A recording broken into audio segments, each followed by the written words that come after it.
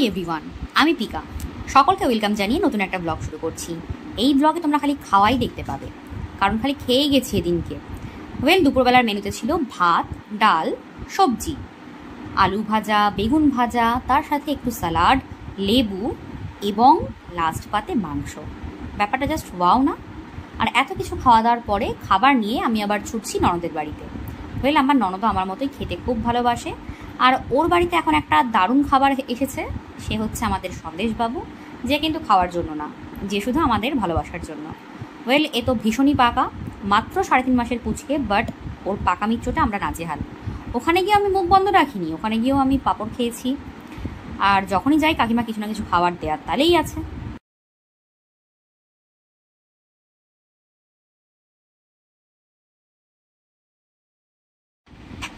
তো বুঝতে পারছো এখনকার বাচ্চারা কতটা অ্যাডভান্স। তো বাড়ি ফিরে এসে আমি যাচ্ছিলাম আর একজনের সঙ্গে দেখা করতে। এই যে কালীর পরিবারের নতুন সদস্য, আমরা কালী বলি, ওর পাড়ার নাম কচি। তো এই হচ্ছে ওর নতুন পুচকু, এখনও নাম ঠিক করতে পারিনি, দেখা যাক, ঠিক করলে জানাবো।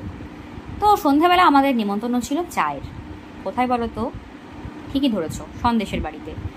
তো সন্দেশ এখন আমাদের প্রত্যেকের চোখের মণি, আমাদের সকাল সন্ধ্যা সবসময় ওকে নিয়ে আলোচনা। আর আমরা এখন আমাদের বড়দিকে জাস্ট পাত্তা দিই না, আমরা এখন সন্দেশকে নিয়েই ব্যস্ত। তো চা খেতে খেতে ওরই গল্প, ঘুমোতে গিয়েও ওর গল্প, এই আর কি। তো তারপর আমি আমার মামার ছেলেকে নিয়ে বেরিয়ে পড়লাম বরকে আনতে। ওকে নিয়ে ওখান থেকে পৌঁছে গেলাম দ্বাদশ মন্দির ঘাটে।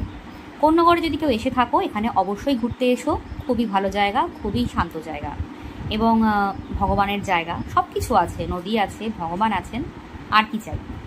তো তারপর মন ঠান্ডা করে গরম গরম খাবার দিয়ে পেট ভরতে চলে গেলাম। এখানে এই ফুড ট্রাকটা খুবই ভালো, দ্বাদশ মন্দির ঘাট থেকে বেরিয়ে রাস্তার এপারেই আছে। আর রাতের জন্য ছিল গরম গরম তন্দুরি রুটি এবং সাথে চিকেন। তন্দুরি রুটিটা কিনে আনা আর চিকেনটা বাড়ি। আর এনারা অপেক্ষা করছিলেন এনাদের খাবারের জন্য। তো আমার রোজ রাতের ডিউটি থাকে, খাওয়ার পরে ওদের খেতে দেওয়া। তো এই ছিল আজকের দিন। তো hope you like this. Tata.